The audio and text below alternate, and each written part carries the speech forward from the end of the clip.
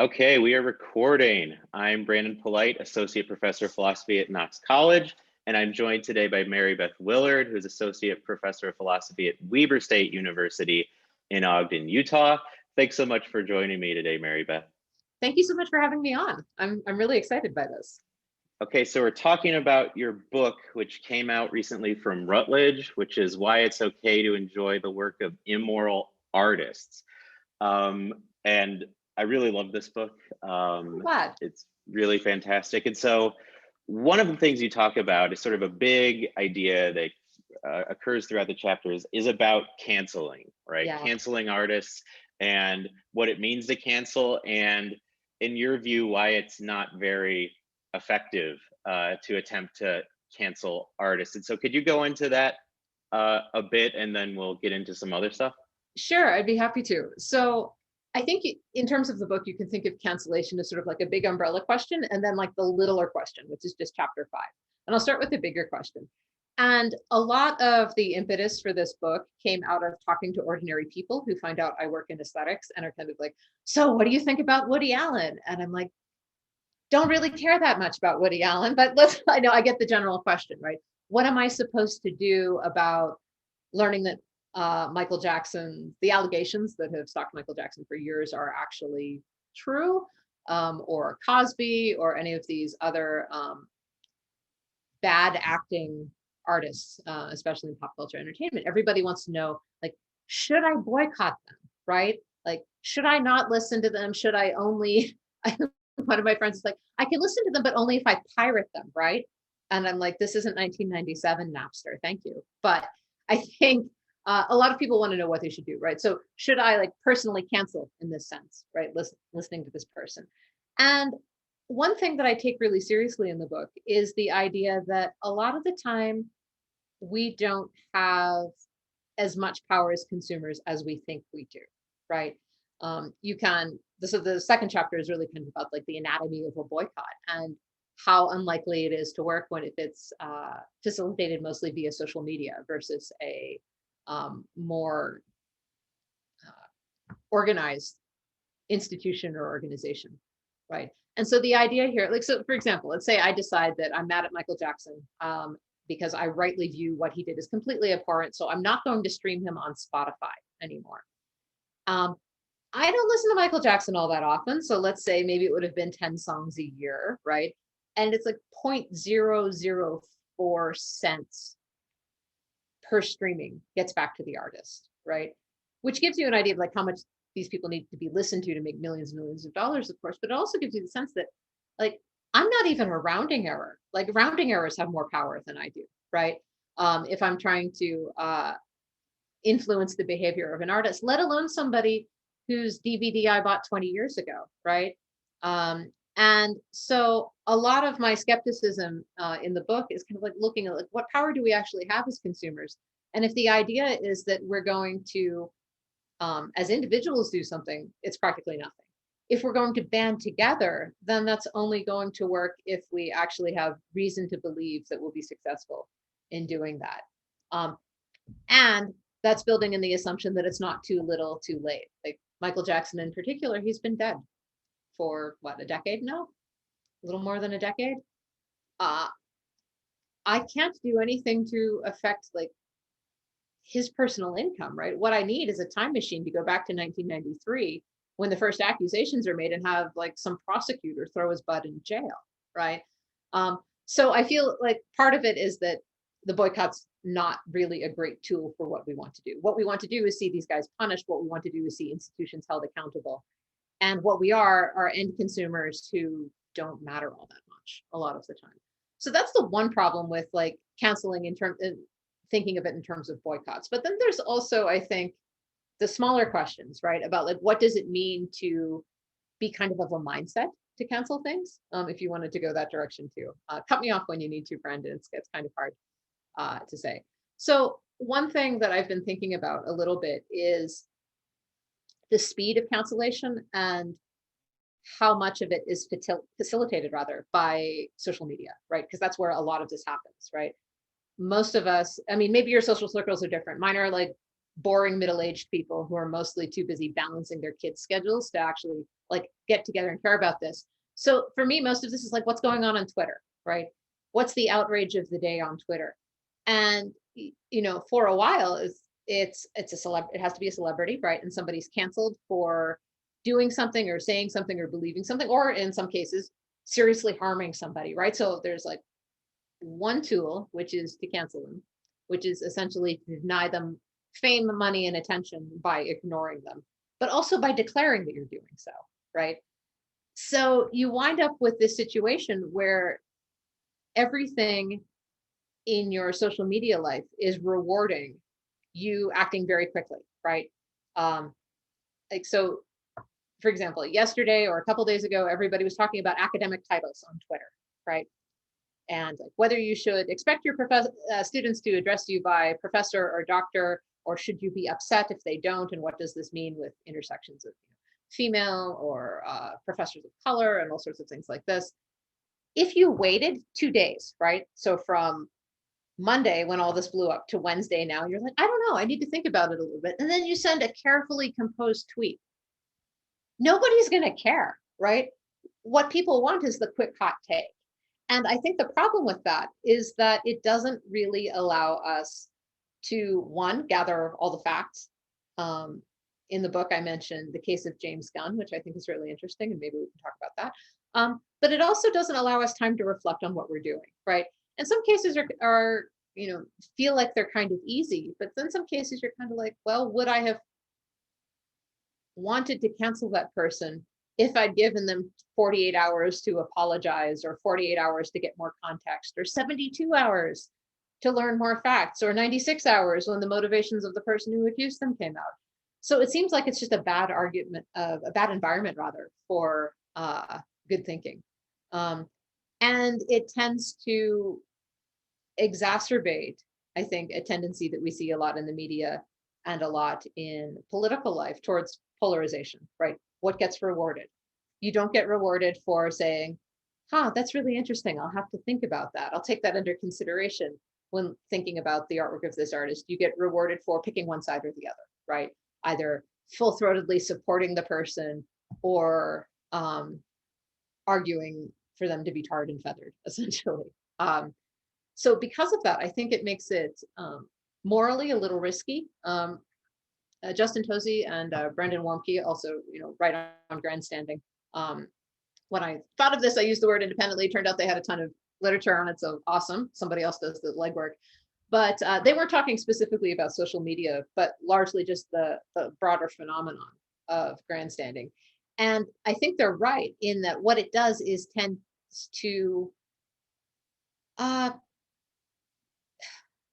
increase, how to put this, increase the way that people are likely to pile on or ramp up or trump up obligations, and it makes things more extreme than they are, right? And that's not a great thing to be practicing, I think. If you're thinking of this as like, I'm an ordinary person who has to make lots of decisions about what's right and wrong in my life. There aren't a whole lot of situations outside of social media where you're rewarded for being extremely extreme and like unreachable, and where any kind of opposition is somebody who's completely faceless. So I think that a lot of times the impulse, right? Neil Levy has this objection which says, look, part of what we do when we signal like this is to show like where the boundaries of acceptable behavior and discourse are, right? I'm not trying to change your mind. I'm trying to say that people who sexually harass people are not the kind of people we associate with. And I think that's right. I just think that on the internet, especially, there's no opposing force that moderates that a little bit, which says like, hey, the person doesn't deserve to be ostracized for this, or we need to wait for all the facts to come in. I think what happens is that it essentially just, it's like throwing fuel on a fire, and it can accelerate out of control really quickly. Most of my line in the book is that most of what you do as an end consumer doesn't matter all that much. So I want to say here, because I feel like the discourse around cancellation itself gets really polarized, that I don't think it matters most of the time. Like I don't have that many Twitter followers. Like, again, I'm more of a rounding error there than I am with Michael Jackson's bank account. So it's probably not a huge moral mistake, right? To like, argue that Taylor Swift needs to be canceled because of something she said, or that James Gunn needs to be kicked off of Disney because of a tweet he made a decade ago. But you're not reasoning as well as you should. And when you take this in the aggregate, right, I think this is a problem that we have with political discourse generally, right? I mean, we're trying to run a democracy based on BuzzFeed headlines, and it's not going so great. So it's maybe worth thinking, like, what would happen if I waited 24 hours? Would I care about this issue as much? And before retweeting or sending or forwarding or what have you. Because most, like, if it is a really big issue, right, it's probably can wait 24 hours, and it's probably not going to be you, the end consumer, that solves the problem anyway, right? You want the state prosecutor to take down Weinstein, not Twitter user number 74,053. I don't know. I like that guy. Twitter user 7,493. I mean, he's pretty cool. He texts pictures of cats. Yeah. Philosophical quotes. No, going to James Gunn for a second, right? That he got fired from directing Guardians of the Galaxy Volume 3, at least initially, right? He's back on board now, but he gets fired for tweets from 10 years ago that were dug up by like right-wing people and sort of posted online in order to take him down, right? And I think that, the thing there is that it assumes that people can't change, right? Well, because I'm sure I've said all sorts of mean, nasty, awful stuff when I was like, in high school and in college that like now looking back on, I would be absolutely horrified by. Oh, I think everybody our age is really kind of like, thank God there was no Twitter. Yeah. Or Instagram when I was in high school, because especially those of us who stand up and talk a lot in front of people for a living, I'm sure we've put our foot in it a lot. I know it's something I worry about, but the Gunn case is even worse than that, I think, in some ways, because like he tweeted it and he is an adult when he tweets it. But they're just stupid and juvenile jokes, right? It's like nobody at the time in 2008 was like, oh my God, I think this guy's a pedophile, right? They might have thought like, oh my God, this guy is not worth thinking about possibly, or this guy is, really juvenile or really tasteless, or like he's trying to be like Carlin, but he's not funny, which is kind of like my reaction to it. But there was never a case like, oh, he's changed, he doesn't disavow it. And he probably doesn't disavow it. It was a stupid throwaway, not funny joke that he made on Twitter a decade ago, right? And the interesting thing is that it got dug up because he was criticizing Trump. And some right-wing people were like, well, we can find a way to own him if we, throw up these tweets. And it worked for a little bit because Disney, being extremely conscious of its family-friendly image, just canceled his contract. And then I'm assuming either at the time they were like, we're just doing this till things calm down, or he got some lawyers, or apparently the cast of Guardians 3 is like, well, then I guess I'm not making the movie either because this is stupid. Then he got reinstated. And so it's a really weird case because I don't think anybody at any point in time really believed he was arguing in favor of like pedophilia or anything like that. That's like, some people saw an opportunity to bring down somebody they didn't like, and he had left it out in public on the internet for anybody to go and do that, right? And I don't think Disney thought that he was a threat to anybody on the set, right? So it's this really weird case where essentially social media just gets weaponized, right? And if you jumped on that, right? And so the reason I like the case is like, if you jumped on it in the first 24 hours saying, oh my God, this guy who directed Guardians is a pedophile, right? Like you needed about 24 hours to realize, here's what's really going on here. And that's not the kind of thing where I'm comfortable participating in like taking down somebody's career over it, right? Like I feel like, if he is a pedophile, that's really bad. It'll still be really bad tomorrow. Like we can do something about it tomorrow too, once we have a little bit more information. Yeah, right. And I mean, when he gets fired from the job, right? I'm sure the people that like hashtagged against him were like, yes, justice is done. Yeah. Right. But then very soon thereafter, he's hired by Warner Brothers to direct the DC like Suicide Squad 2, right? Whatever it's called. I mean, it's coming out soon, right? And so it's like, okay, he got kicked off of this job, but then immediately gets another huge franchise, multi-$100 million movie. right? And so it's like, that's not really success. Yeah, and also I think it's a sign that like nobody really thought this one felt like a real PR cover your butt kind of thing, right? Like Disney can't be associated with a guy who tweeted that because they're also trying to sell princess dresses, and the fantasy of everything being perfect, and their market is, parents and their children, right? Yeah. Uh, it was clearly like, because if everybody had been taking it seriously, especially in that environment, he wouldn't have been rehired. He wouldn't have been working for Warner Brothers within a few hours, right? So Yeah. it's it's really it's really weird, right? And I think that from the perspective of the person who genuinely cares about these things, right? I think that people who are, canceling people by and large are, acting in good faith. Like they really are concerned about these issues, right? About how they affect uh, actors and actresses and entertainment, but also in how it kind of spills over into how we understand the importance of, supporting survivors of assault and not having environments where people are harassed and things like that in our ordinary lives. I think most people who are participating in this are sincere, right? They want to do the right thing. I just am not always sure that it is, right? Because it seems like the internet can really snowball out of control, right? You send that tweet off and you can't call it back. You can't undo it. Doesn't seem like, I don't think we need to feel bad for Gunn. He seems to come out of this perfectly just fine, right? But you couldn't like say like, hey, I take it back. Disney, can you unfire him? I overreacted, right? That's not something that's going to do, unless again, you get the aggregate of other people doing it too. Yeah.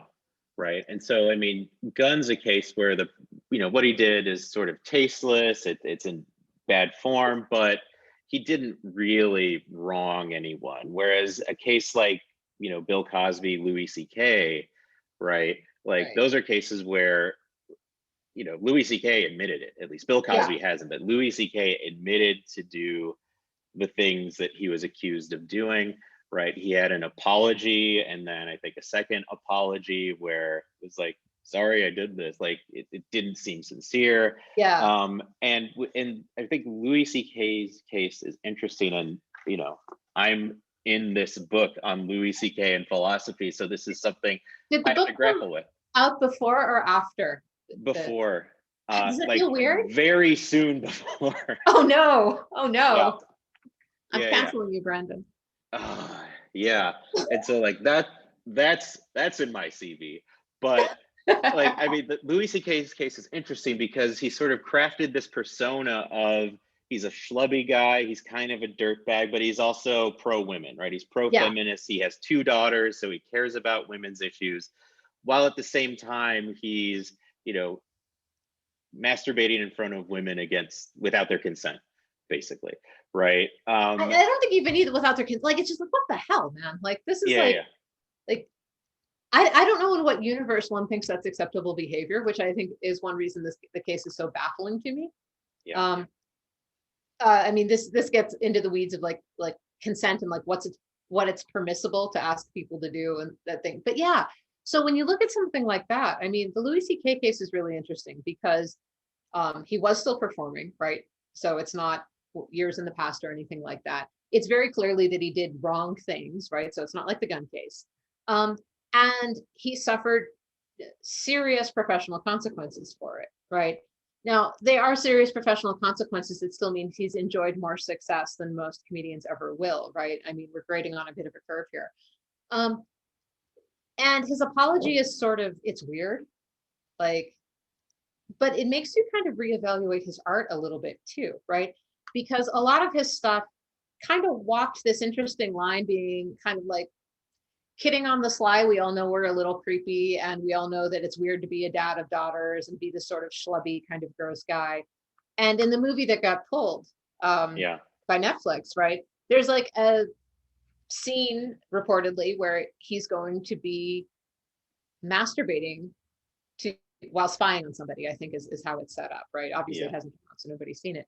And so when I look at that, I'm kind of like, it makes me reevaluate everything that he did, because I feel like were you kind of using the fact that we were laughing at your jokes to justify to yourself that your behavior wasn't that bad, right? So like, hey, if we're all laughing along with this, then maybe it's okay to do this because everybody laughs at the schlubby guy who's a little bit um, uh, off color in this way, Yeah. right? Or like almost like we're condoning it by laughing at something kind of adjacent to it. And so it makes me feel, I mean, in a weird way, although I don't like the word generally, as I argue in the book, complicit in it. Kind of like, were you using my laughter to justify abusing your female comedians? Because like everybody understood that this is just what guys do, right? And so it makes me really reevaluate his artwork, right? Same, right?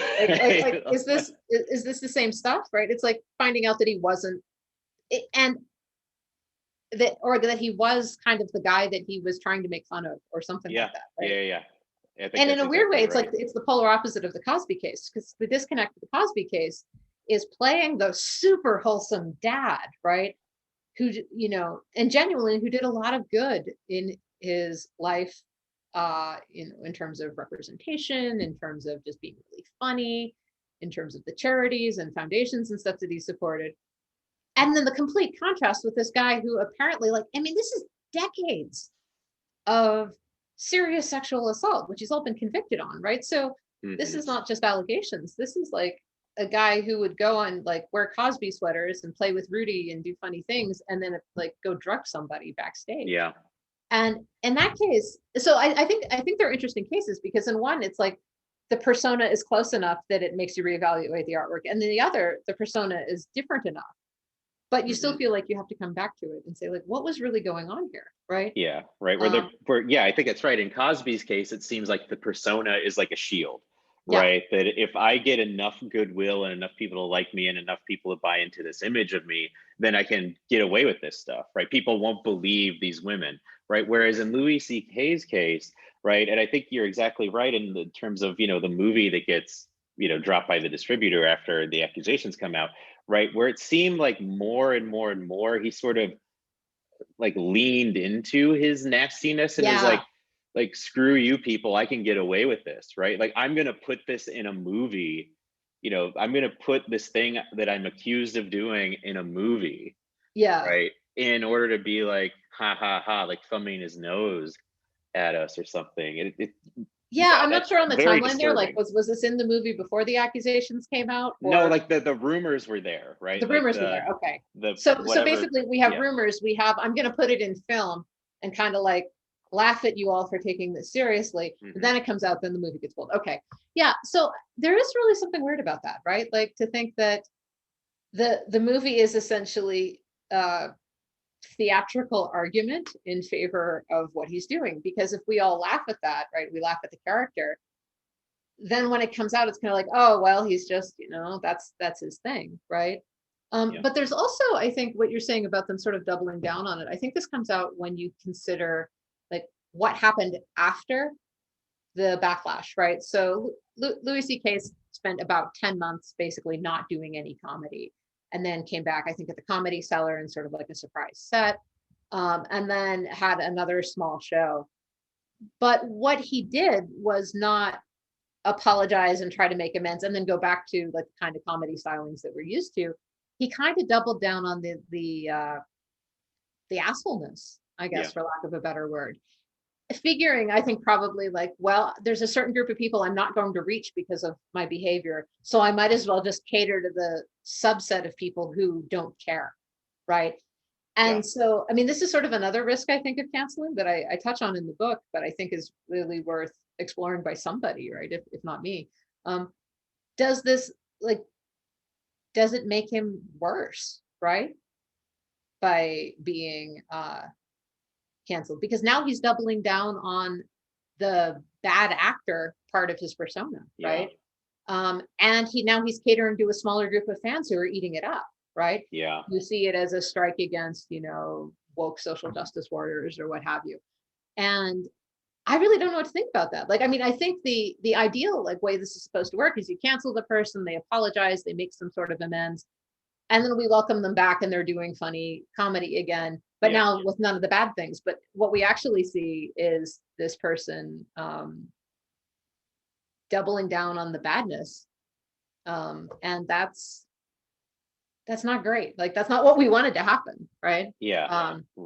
Yeah, right. I mean, the contrast is Aziz Ansari, right? Yeah, Where, yeah, the what he did seems to be bad, but nowhere near as bad as what Louis C.K. did, right? And yeah. The reactions to Ansari in the media are really, it runs the gamut from like, this is what women have to put up with on the dating market, to, yeah, oh, she thought she was going to have a story of going on a date with Dev and turned out to be going on a date with a movie star. Like, yeah, it's really polarized. But whatever it was, this was not like a pattern of sexual harassment, right? yeah, This right, was but yeah, Ansari's response was to take time off, come back with a Netflix special where he addresses it directly and apologizes. And like, I think actually takes responsibility for it. The line is something yeah, like, I can't, I would never want to act in such a way that made somebody feel like how she said she felt, right? yeah, And then when he comes back with the third season of Master of None, his character is not really there, right? They focused the third season on one of the supporting characters, Dee, and her relationship. So it's still on a lot of the Master of None themes, but it's not starring him. He's just kind of in the background hmm as a producer, which is probably a smart choice for him for a little bit, given the subject matter of the show, right? It's going to be yeah, very hard not to be walking into situations of like love and romance and the weirdness of dates and how any of that plays differently hmm now. yeah, But completely different way. Like, Ansari is trying to get his old audience back. yeah, Louis C.K. has assumed, I can't get you guys back, so I'm just going to cater to the jerks now, yeah, right? or at least like the Or the worst part of people, my maybe they're not audience, jerks, right? like these are, yeah. And so I mean, yeah, there's that difference, right? Where Aziz Ansari seems to have like gone through a period of months of reflection, right? Whereas Louis C.K. just seems to come out guns a blazing, Yeah, right? Like no reflection, no positive change, no atonement, right? It's right. rejecting all that. Yeah, and I don't know how you make it so that when you cancel somebody, you get atonement out of it, right? And I don't think we really know yet, because I mean, this is all fairly new too, right? I Yeah, mean, it's a good thing that people are starting to be believed when they come forward, right? Um, but I mean, if you look, I mean, one of the horribly depressing things about uh, reading in preparation for this book was like how long it took some of these people from initial accusations, right, to yeah, getting some kind of justice, to what happens to their lives in the meantime, right? yeah. And it's horribly depressing. And I mean, on that point too, I Yeah. mean, Bill Cosby, right? Like it takes years for these women to be believed, right? He finally goes to trial, he's found guilty, and then on a technicality, he's released, Yes. right? And all the while never admitting guilt, right? Yeah. He's never He's admitted guilt. yeah, He's always said that this is, some form of witch hunt or some form of misunderstanding. Yeah. So the technicality, it does seem like it is the right. It's one of those decisions that's like rightly legally good right. Yeah, and ethically annoying as hell, right?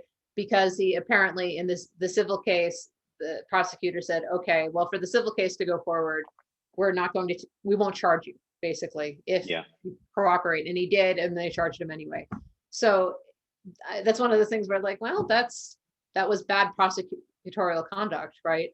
Um, but he still is unrepentant and he's still walking free. And it's taken, I mean, this is like 40 years, 50 years in yeah, some cases. Like this goes back to, the late 60s, I think, in yeah, terms of the timeline. The LA Times have a really good, like, this is like blow by blow. And it would be like assault so and so. And then this show premieres. And it was really striking, just the list of how long this has been. hmm And, for me, it's this real sense of imaginative resistance going back and thinking about it, yeah, because when I was growing up, I mean, my parents were really strict, and like the Cosby Show was like one of the few TV shows that was deemed wholesome enough to be on it, yeah, right? yeah, And I've seen all the episodes multiple times. Same. In the book, I talk about the pilot. Like I pulled it up on YouTube Yep. just to make sure I remembered it accurately, and I hadn't seen So it. good. Like that's So what's good. hard That about scene it. is It's so so good. fantastic. Yeah. And I grew up listening to his comedy. My parents had it on vinyl.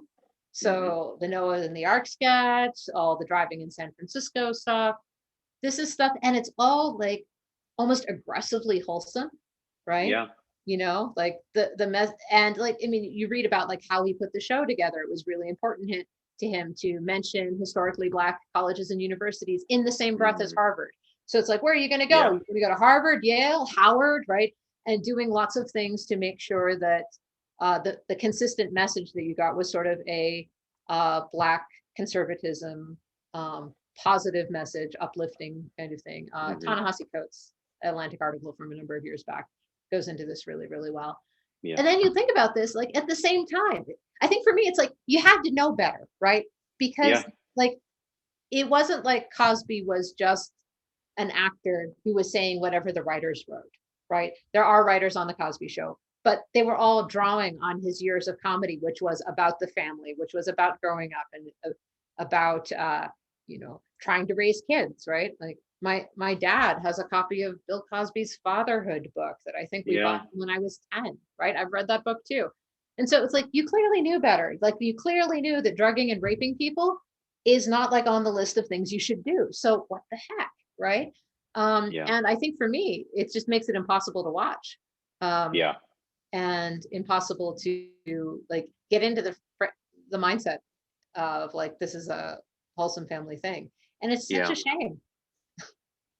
Yeah, no, exactly. And I mean, like, I don't know if I've rewatched any like on YouTube or anything, but like there's some of those bits that are so good that like it's like this tension, right? Is that I sort of want to rewatch it because it's so funny, right? I'm thinking about there's an episode where like one of the kids is in like tap dancing or something, and then like I honestly don't remember. It's like Bill Cosby, or I guess Cliff Huxtable, like doing like a tap dancing challenge with like this professional, like famous tap dancer, right? Yeah. It's just like that's one of the funniest things I've seen in my life, right? And it like still holds up, and yet like I can't bring myself to watch it because it feels wrong. It feels really wrong. And I think maybe it would be different. I mean, counterfactuals like this are really hard, right? It would it be different if you'd taken responsibility,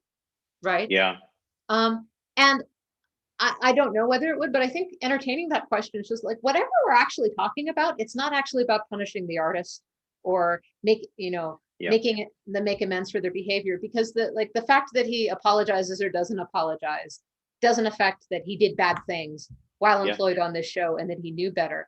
But it does make us feel better about continuing to consume it. Yeah, right? exactly. And it becomes about me and my level of comfort or discomfort, and why I'm uncomfortable in his case, but comfortable with like David Bowie, right? And listening to at least older Michael Jackson, right? Although the Michael Jackson, you say that, and that's so funny because I can't even count the number of people who, when I'm like, people are like, what are you doing for work? And I'm like, I'm writing this book, who would say something like, I really am upset about the Michael Jackson thing, because the Leaving Neverland documentary came out and it was lurid and horrifying.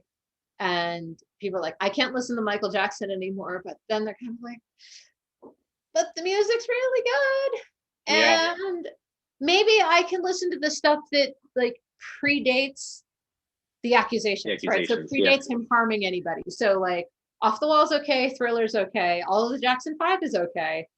But then you got to give up like everything past 1993. And a lot of and that reaction I find really interesting, because it's clearly not about like dollars and cents towards the estate or supporting the artist. This is about how when we engage with work, we're thinking in terms at least a little bit of like, am I still morally pure if I listen to this?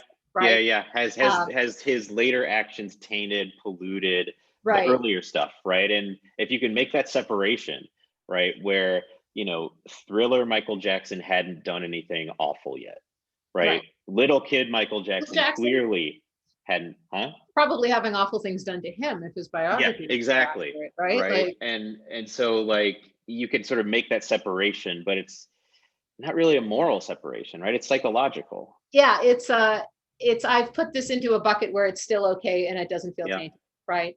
And where afterwards, like I know that when I listen to that or when I watch the video, because that was half the fun for me with Michael Jackson as a kid, Yeah. was the dance moves, right? Yeah. Like we're all trying to moonwalk very badly on the playground, right? Is thinking about this kind of thing. It's really about feeling like vaguely morally tainted, right? Yeah. So a lot of my line in the book is that like I don't think you have any obligation to get over those kinds of feelings, but I think a lot of times they don't actually boil down to like ethical mandates to like change anything, right?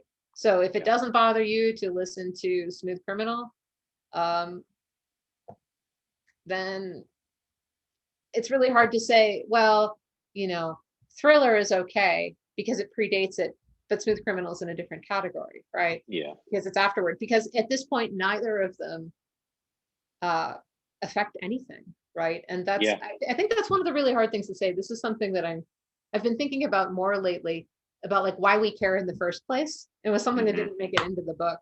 But if I think about like the bad behavior of ordinary people, like I don't know, in my life, right? The person who runs the grocery store or the clothing store down the street or something, in terms of like my ability to affect them in their finances or to boycott or things like that, I'm a lot Yeah. closer than I am to stars, but stars and celebrities are the ones we care about. And Yeah. I'm not really sure how that plays into our intuitions on this, but I find it really intriguing. Yeah. And I think, the grocer down the street, right? Like Right. they supply you food, but they're not in your house, Yes. right? They're not on your TV. They're not coming out. And further, I mean, they're like not in your heart, right? Like some of these like artists are deeply important to you, right? And this is something you talk a lot about in the book, right? That they're a part of our lives, Mm-hmm. right? And it's like it's like eternal sunshine of spotless mind almost. Like I wish I could just take this person out, and yet this artist is so like Michael Jackson is so responsible for like my tastes Mm-hmm. and like my personal identity and Or like the tastes of the music that came after it, right? I mean, like yeah. it's hard to overstate Yeah. how much his influence influenced everybody else that came after it, right? Yeah. So if you're a serious student of music, of pop music, for example, or if you just really like it, right? It's going to infuse everything that comes after it. Yeah. Um, and it's really hard to know how to just like, yeah, eternal sunshine of the spotless mind is just like just plop it out, right? And Yeah. pretend it never happened, but that's not how it works, right? Yeah. One of the things that I've been thinking about, and this is an idea that I'm kicking around and don't know what I'm doing with yet, but this idea of like celebrity is kind of a form of intimacy almost, right? Yeah. Because there aren't a whole lot of people who are in my house or in my car, right? Who I know a lot of really weird things about, like their favorite foods and things like that. And it's almost like this false sense of I identify with this person or I know this person. And if you're our age, then you are what you consume was kind of like the message of our Yeah. childhood until we got all ironic about it. I think the Gen Z ones are their own brand or something like that, but we were not our own brand. We were buying brands Yeah. and we were expressing ourselves through what we were purchasing, or at least that's what we were told. So I think that there's something really interesting here that I haven't quite got my head around about kind of like this false sense of intimacy and how it contributes to the need that we have to like repudiate this in a way that we don't, right? Like Yeah. if it turns out that the, I don't know, factory worker who made the sandals that I'm wearing like is mean to his wife, I don't care, right? Like, well, whatever, Yeah. man. Capitalism, bought the shoes, wearing the Yeah. shoes. But if it's a current artist who's on the radio, that feels a lot different, right? Yeah. Even if the economic connection is even less. Yeah. So And so like sticking with hypotheticals and yeah, hey, counterfactuals, right? We can it would be possible for Quincy Jones to say, look, I disavow Michael Jackson. He's a horrible human being, right? I have the masters, right? And so what I'm going to do is I'm going to erase his vocals, like delete his parts, right? And have a sound alike re-record it and try to get pitch perfect, right? And I mean, Yeah. that happened with, I mean, not quite that way, but Christy Elliott in Army of the Dead, right? He's been accused of, grooming underage women and girls on Twitter and social media, right, in order to sexually assault them. And when that came out, he had, his performance was in the can, right? Zack Snyder had recorded all this, and instead of releasing the movie with this awful person in it, right, who hasn't been found guilty but has, been canceled and all of this, Mhm. right? What Zack Snyder did was re-recorded Christy Elliott's part with Tig Notaro, right? Who's someone who, you know, is not morally tainted in any sort of way, right? Who's funnier than Christy Elliott, right? Christy Elliott's comedy, like I always hated his comedy, right? I just found him like awful, but like Tig Notaro is like one of the best there is, right? And so, she's awesome in all sorts of ways. And so like replace this guy digitally, right? And so, he green screens her performance to match up with his so that eye lines and stuff work out. And it seems to have been successful, right? I couldn't get more than 30 minutes into the movie just because I found it so terrible. I've heard that. But that's I a haven't whole seen other discussion. right. But uh that seems to have, like, it worked, right? And it got all sorts of positive fanfare. Her performance, has been lauded. And I don't know. So what do you think about This that is sort of such a case? weird case. So I Yeah. think I haven't seen Army of the Dead. I heard that it was uh, bad, unlikely to be the type of thing that I would like, and so deemed it not worth my time. However, never say never. But I haven't seen it. Um, I think in this case, like on the assumption that what Delia did is like well substantiated enough, at least for your employer to be like, nope. Um, that's exactly like, first off, I just want to say, like, that's where we want the pressure to come from, right? Because this is, you know, allowing sexual harassment and this kind of behavior to go unchecked is like an institutional problem, right? It's not something that the end consumer can do much about. So awesome, way to go. It's like, Yeah. just be like, yeah, if you're going to do that, you don't get to be in movies. And I think that's a pretty powerful message. Now, on to the question of what you do after that, right? So I looked into it when you mentioned this, in an email that like Netflix just threw money at this, right? Cost millions of dollars, right? So obviously it's not going to be the kind of thing you can do in all cases, right? In other cases, you might just have to cut the person's part or reshoot at a different kind of expense. But they spent millions of dollars on the green screening and getting the eye lines to work out. And apparently, not having seen it, the character in the movie spends a lot of time physically apart from the other characters. So it's easier to do than it would be in certain kinds of other things. But I think the key thing for me is this happens before it releases, right? Yep.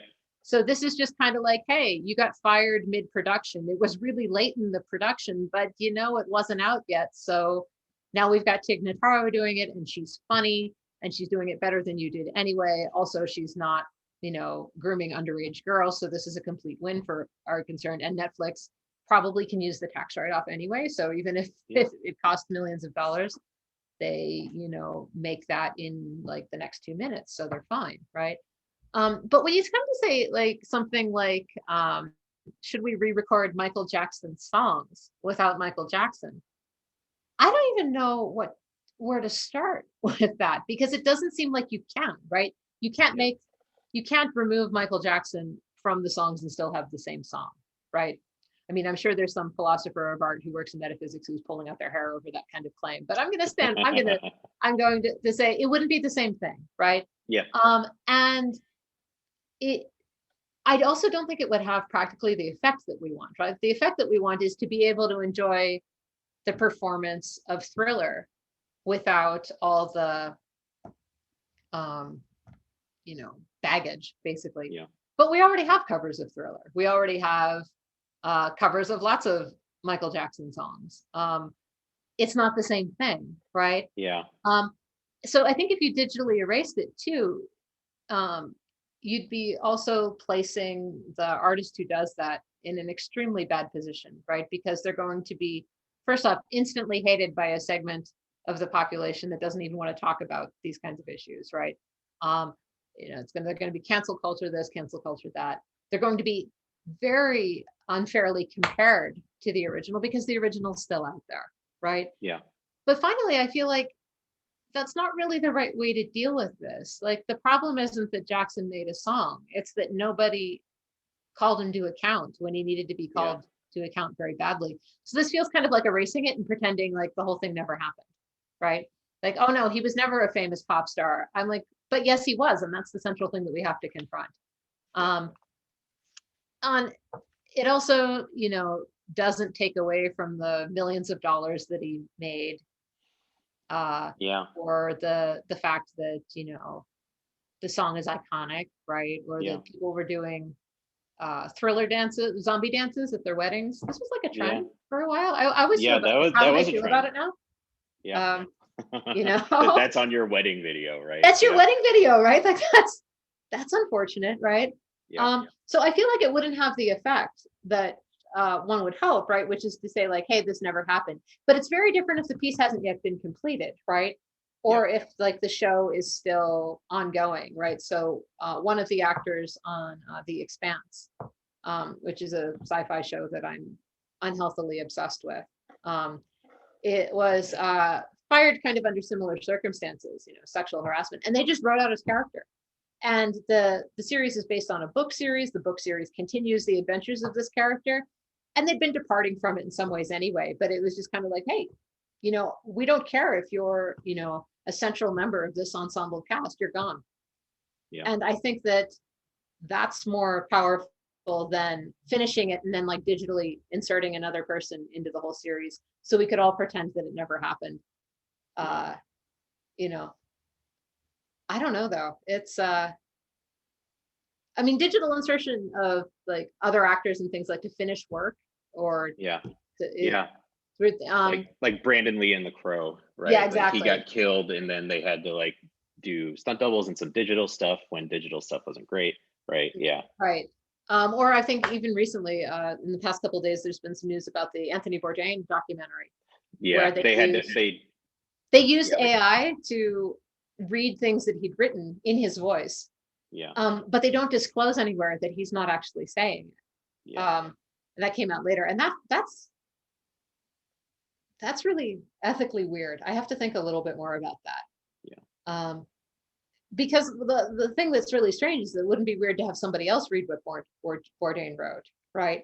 But putting it into his voice when he didn't say it feels like a violation. And teasing out why.